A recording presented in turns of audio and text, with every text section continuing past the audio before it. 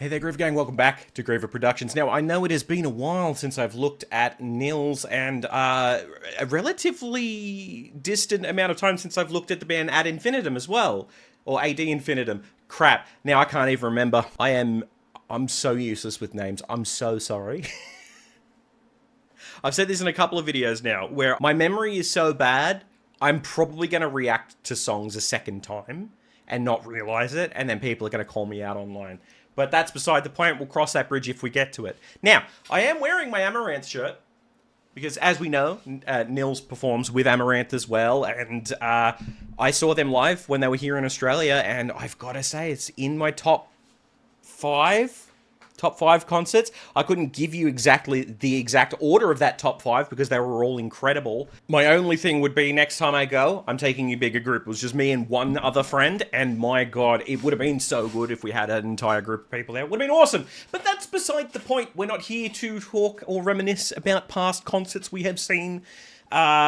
Well, at least I'm not. You guys can in the comments below. That is totally fine. But we're going to have a look at Afterlife. Now, this is a live version with Nils. I don't think I know the song. I'm not sure. Look, if we start playing it and I know the song, then I know the song. But I want to see how these two go together, because we remember that is it Melissa, the vocalist from Ad Infinitum or AD Infinitum? She has an incredible voice, and I want to see how these two go together, because their tones would... I'm going to call it. I think their tones are going to go really, really well together, so I'm hoping to hear some harmony work, but we'll see what happens. Before we begin, please do leave a like on the video. It really does help. If you have not subscribed, I'd highly appreciate it if you did so. And without any further ado, let's jump in to Infinitum featuring Nils, their song Afterlife.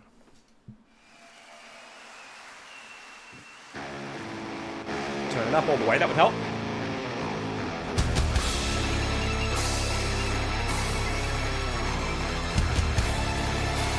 Interesting.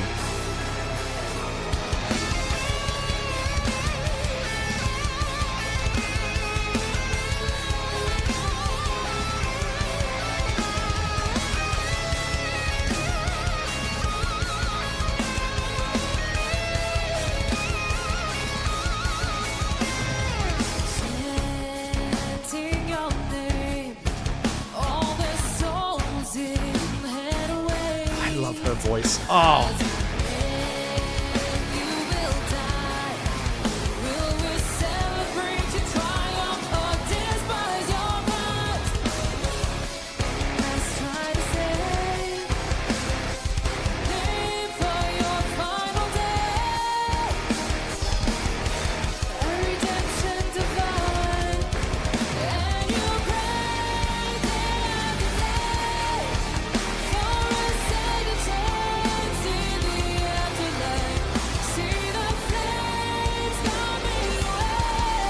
Oh! Oh my God! Okay, I've got... So, I mentioned this in the most recent Forestella video that I've recorded. I don't know which order things are going to go up in, and that one hasn't gone up yet, so I don't... So forgive me if this timeline is completely skew-if, right?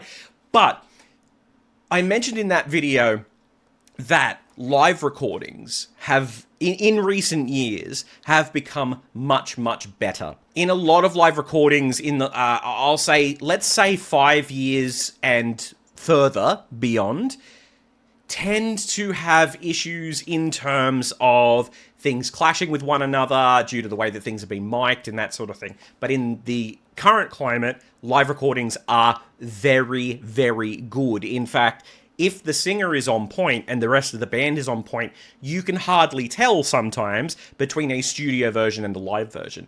Now, the reason that I bring that up is because so far, I'd forgotten that this was live. I'm not kidding. Not even kidding. The quality of sound here is so good. Also, the vocal runs... so good. So good. So, I harp on a lot about these kind of in-ear monitors. Now, I'm wearing these ones at the front. Usually the string goes... But the The lead goes behind you. I don't have a long enough cable at the moment to do that. What happens with these, right? These go into the singer's ears. The other musicians tend to use them these days as well. Some people do prefer the foldbacks, but we would usually only have foldbacks before. Now, in terms of recording, this could have created a large plethora of issues because of feedback, because I'm not sure if you've ever heard that really awful feedback noise that comes through a system when sound is coming out of a speaker and then back through the microphone. So basically, if there was a speaker behind me, right, that was relaying the sound that's coming out of my microphone here, and that sound started to get into the microphone, you would hear that feedback, that awful ringing noise that is just debilitating to some people. It's debilitating to me. They created a large plethora of issues when it came to recording and getting a good live recording back in the day, but now we have these, right? But the thing is with these sometimes as well, is that if your sound people are not on the ball at all times, it is hard to sometimes hear yourself as a vocalist if your instruments are up too loud. There is a level of incompetency sometimes. I'm gonna say 10% of the time when it comes to a performance as big as this, is it a competency issue? But the other times it's literally a case of they've misjudged how many people are going to be in the audience or things like that. It's a whole, like sound absorption within humans is a whole thing. It's a whole science, right? But the singer can sometimes not hear themselves for whatever reason, okay? The thing that's incredible to me is that in terms of this sort of music, okay, the general consensus is let's turn all the instruments all the way up and the microphone as well, and we just make it loud. Okay. And this can create issues where, especially in this case, she is a very clean vocalist and has such a gorgeous tone. And I wouldn't say that she's like the loudest singer I've heard, but she is still audible. She is still very, very clear. And whoever has done the mix has mixed this correctly. Okay. So all of these things have come into play here to make this an incredible live recording that I forgot was live up until this moment. And that is to say, for everybody involved in this video, the video director, the music director, whoever's handling the operation of the in-ears and the sound in general, the band members, the singer, holy crap, the combination of all of those working in tandem and not any of them being, even slightly off their game up to this point, that's why that happened. Brilliant job to all of them up to this point. Ladies and gentlemen, Nils Molin!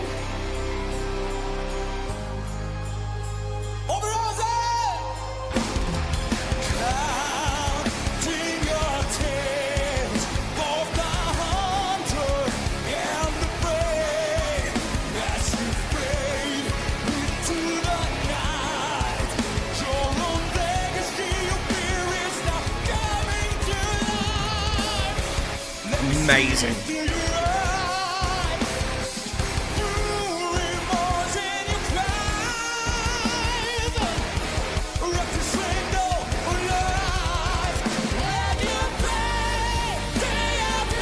Yes! I called it!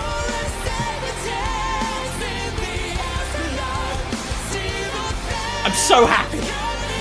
Yes!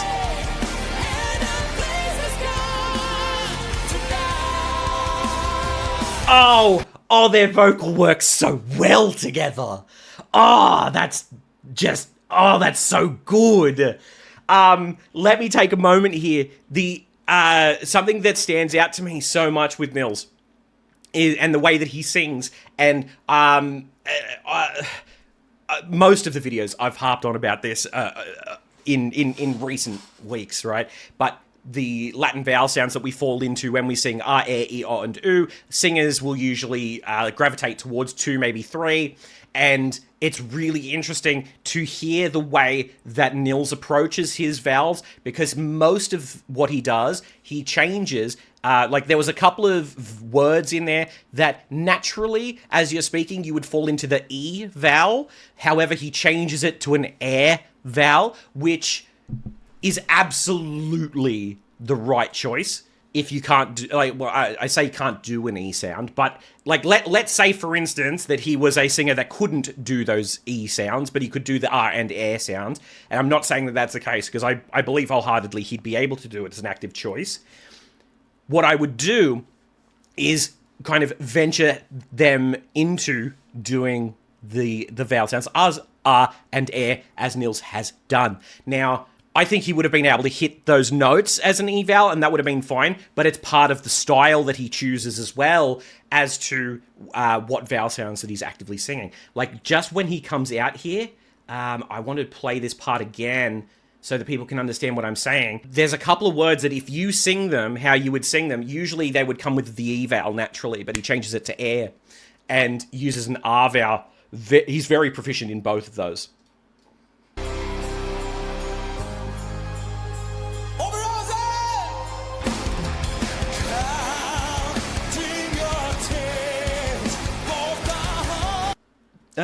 Tears. He does air. Tears.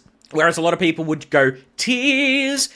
Tears. It does sound more metal the way he does it as well. I'm getting a pop-up on my computer that will not stop. And I need it to stop. I'm just glad that the recording system I use doesn't record that particular thing when that happens, because otherwise I'd be losing it. I'd be losing it. Okay, but straight away, straight in that first line is what I'm talking about. The word tears, you would immediately go for the eval, but the way that he does it is R and airs. Now, in a lot of cases, it is a choice, right?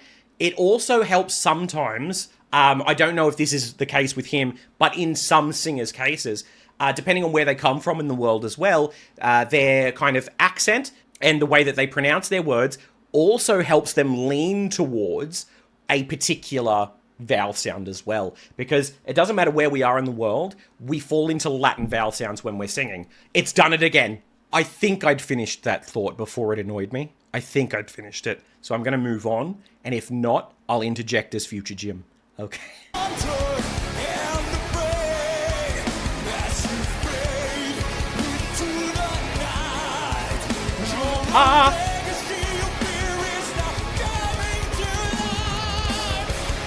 Amazing.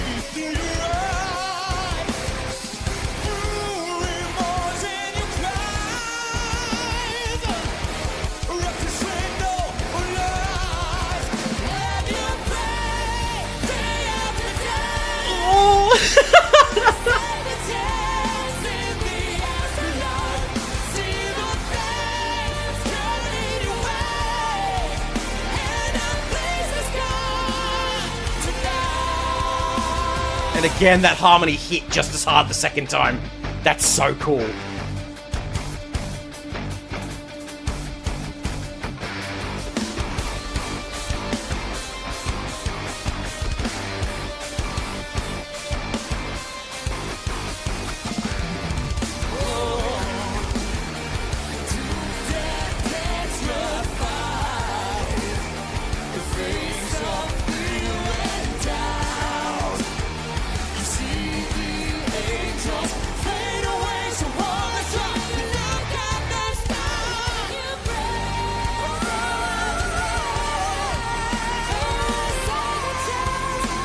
There's so much going on.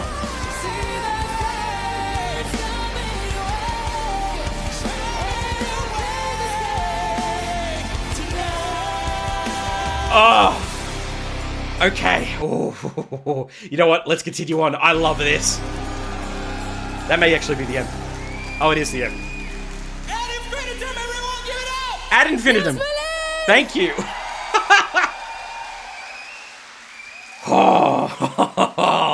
Oh, that's cool. Oh, if I have to fight a god, that's going in the list. I need to actually start that list. Okay. That's so cool. That's so cool. Now, for those of you who haven't seen it, I have a video talking about the confrontation from Les Mis. And don't worry, there's a reason that I'm talking about this now. The confrontation has what's called counter melody. Most of it is done in counter melody. And I rant in that as to why it's so important to do it right when you do it. Now, they didn't do counter melody here, but the reason I bring that up is because those ad-lib harmony sections at the end there were so close to being counter melody because there was so much going on that I had to kind of bring it up. It was brilliantly done. There is so much that goes into trusting that other person on stage when it comes to vocal ad-lib, to not have the two clash and sound awful. Okay?